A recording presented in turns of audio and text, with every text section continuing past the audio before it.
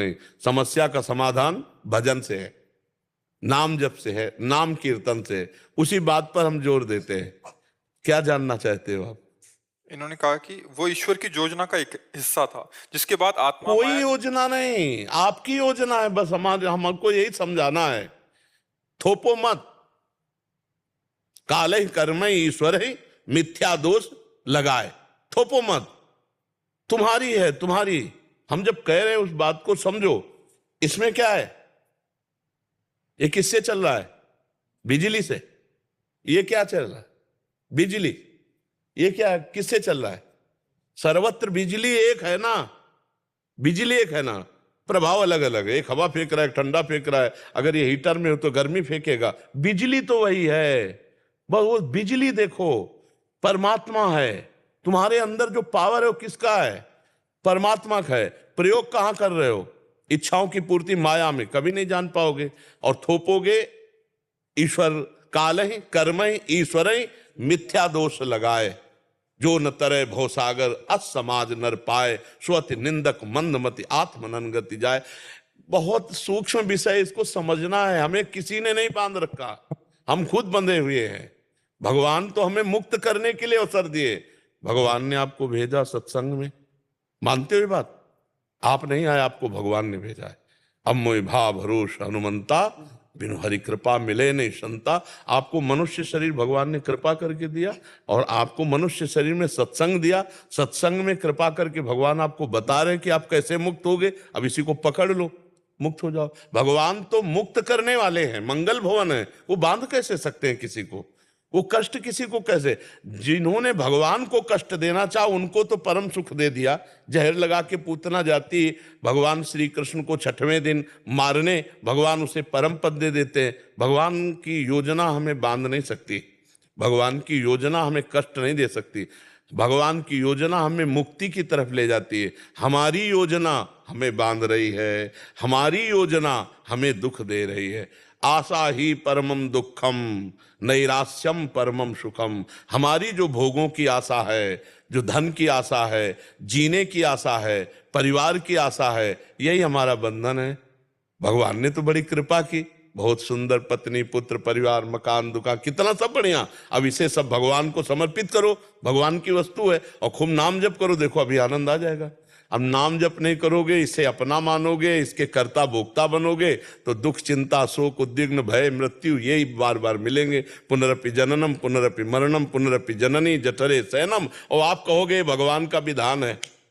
बस यही गलत बात है। भगवान ने तो चाह करके आपको सब विधान दे दिए। अगर सत्संग ना मिला होता, मानव देह ना मिला होता, हम बुद्धिहीन होते, पागल होते तो बात है। हम बुद्धिमान होकर भी पागल बनकर के माया के सूत्रों में बंधते चले जा रहे हैं।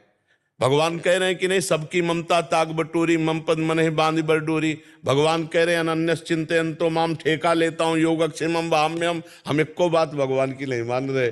अब कह दे कि भगवान नहीं चाह रहे भजन करना, तो हम क्या करें? तो भजन तो हम ही आपको करना पड़ेगा, भगवान को तो नहीं। भगवान थोड़ी भजन करेंगे, वो तो भगवान ही है। भजन तो भक्तों को करना होता है, जीव को करना होता है। तो भजन करो, तब बात समझ में आ जाएगी। भगवान का बहुत मंगल विधान है, वो कभी फंसाते नहीं हैं। भगवान जीव को मुक्ति के मार्ग में ले जाते हैं, फंसने के मार्ग में हम जाते हैं। मछली को चारा दिखाई देता, कांटा नहीं। अगर कांटा दिखाई दे तो भूल के भी नहीं पाएगी। ऐसे ही माया हमको चारा दिखवाती, कांटा नहीं। और उस कांटे में जब फंस जाते हैं, आसक्ति उसे कहते हैं, वो आसक्ति जाती नहीं है। फिर ये लगता है हम जी नहीं सकते। छोटी छोटी चीजों के लिए हमारे अंदर आ जाता है कि हम जी नहीं सकते। अविनाशी, अविनाशी का बच्चा अविनाशी, अंश अविनाशी, और कह रहा मैं इस वस्तुओं के बिना नहीं जी सकता, इन व्यक्तियों के बिना नहीं। तो फांसा किसने? गोविंद ने थोड़ी। फांसे तो हम स्वीकार किए। हम इसके, इस भोग के बिना नहीं रह सकते, इस वस्तु के बिना नहीं रह सकते, हम इसके बिना नहीं रह सकते। ये हमारा माना हुआ बंधन है।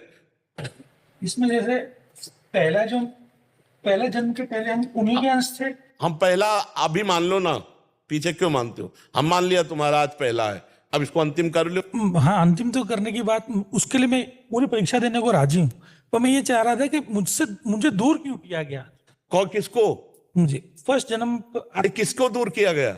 जिसमें मैं से परमात्मा ने नहीं नहीं, वो दूर नहीं, वो इतना नजदीक है कि तुम जाओ वही वो विराजमान है। वो दूर कहां हुआ, तुम दूर हो गए। जैसे मां की अंगुली पकड़ के चल रहा है ना, अब बच्चा वस्तुओं को देखकर इच्छा की मां की अंगुली छोड़ दी और वो वस्तुओं की तरफ चल पड़ा, पर मां उसके पीछे पीछे चल रही। अविज्ञात नाम का सखा जो पुरंजनोपाख्यान में आता है, वो हरि अब भी तुम्हारे साथ है। जहां तुम हो वहीं बैठा हुआ है वो, जहां तुम हो वहीं हरि है। पर अंतर ये हो गया कि आपने हरि की तरफ पीठ कर ली और जगत की तरफ मुख कर लिया।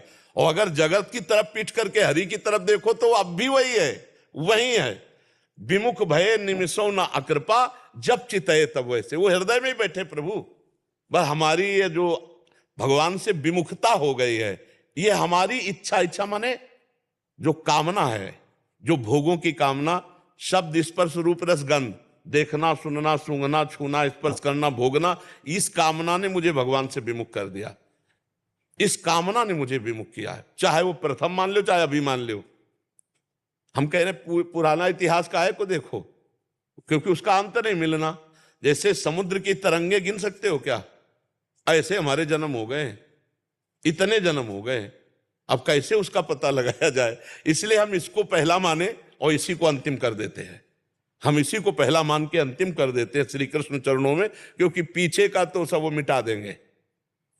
हम तो हम सर्व पापेभ्यो मोक्षयिष्यामिमाशुचा, वो सर्वज्ञ हैं। हम तो नहीं जान सकते कि हमारे कितने जन्म हुए, लेकिन उनको तो एक एक का पता है ना, उनको तो पता है। उनके ज्ञान के सामने हमारा ना भूत न भविष्य न वर्तमान ये पर्दा नहीं बन सकता। हमारे लिए हो सकता है भूत भविष्य वर्तमान। जैसे अपने हथेली पे हम आंवला रख ले तो चारों तरफ से देख सकते हैं, ऐसे ही भगवान अनंत ब्रह्मांडों को ऐसे देख रहे हैं, अनंत जन्मों को देख रहे हैं। तो हम उनका भजन करके अपना आखिरी जन्म कर लें तो हम मान लेते हैं कि हमें भगवान की कृपा से मानव देह मिला और ये पहला है, और इतना भजन करते हैं कि इसको आखिरी बना देते हैं। जन्म मरण से हम मुक्त हो जाएं, यही खास बात है। और जन्म मरण के बंधन में बांधने वाला हमारा कामना है, हमारी इच्छा है, हमारा संकल्प है, हमारी आशा है, इसी को मिटाना है। आप समझ पा रहे हो? चाहे पहला उधर मान लो चाहे पहला इधर मान लो, हम विमुख हैं, फंसे हैं तो अपनी कामनाओं से फंसे, इच्छाओं से फंसे। जाहि न चाहिए कबहु कछु, तुम सन सहज स्नेह, बसहु निरंतर तासुर, शोराउर निज गे। जिसे कभी कुछ नहीं चाहिए। संत महात्मा जो साधन कर रहे हैं किस बात के लिए? चाह मिटी चिंता मिटी, मनुआ बेपरवाह, जिनको कछु न चाहिए वो साहन के साह। भगवत स्वरूप होगा। चाह मिटाओ, बस चाह मिटाना ही तो साधना है। चाह मिटा दो, फिर देखो आप फिर प्रश्न करना के चाह मिटा दो एक बार, कुछ नहीं चाहिए, फिर प्रश्न ही नहीं रह जाएगा। देखो तुम और तुम्हारा चेहरा ये दो तब तक दिखाई देंगे जब तक दर्पण है। इसमें जो दिखाई दे रहा है वो सत्य नहीं है। इसको हटा दो तो आप ही आप बचोगे, आप ही आप बचेगा। अंतःकरण रूपी दर्पण हट जाए तो आप ही आप है, दूसरा कोई नहीं है। एको ब्रह्म द्वितीयो नास्ति, वही वो खेल रहा है। बस यही बात जानने के लिए साधना की जाती है। साधना जब हो जाती है तब सब, न स्थूल न सूक्ष्म न कारण, ये मायाकृत शरीर है, ये हमारा स्वरूप नहीं है। जब कोई भगवान के धाम जाता है तो भगवत स्वरूप होके जाता है। कोई जीव भाव से थोड़ी जाता है, कोई देह भाव से थोड़ी जाता है। तो हम अपने प्रभु से विमुख हो गए कामनाओं को लेकर, वासनाओं को लेकर। नहीं, अगर ये कामना वासना छोड़ दो तो अभी आप देखोगे